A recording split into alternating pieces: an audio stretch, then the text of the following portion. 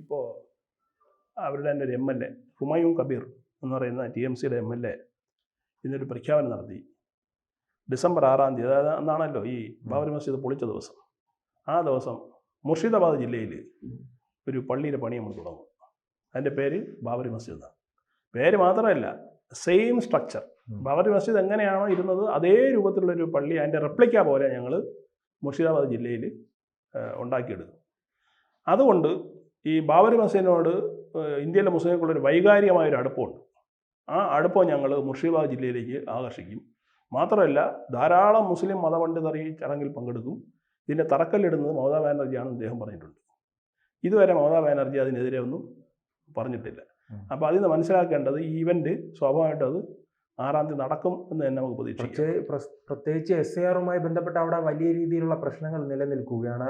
അവിടെ ബംഗ്ലാദേശികൾ ഉൾപ്പെടെ ബംഗാൾ വിട്ടു പോവുകയാണ്. ആ ഒരു സാഹചര്യത്തിൽ ഈ ശ്രദ്ധ തിരിക്കാൻ വേണ്ടിയാണോ, അതോടൊപ്പം തന്നെ ന്യൂനപക്ഷത്തിന്റെ വോട്ട് നേടാൻ വേണ്ടിയാണോ ഇത്തരം ഗിമ്മിക്കുകൾ?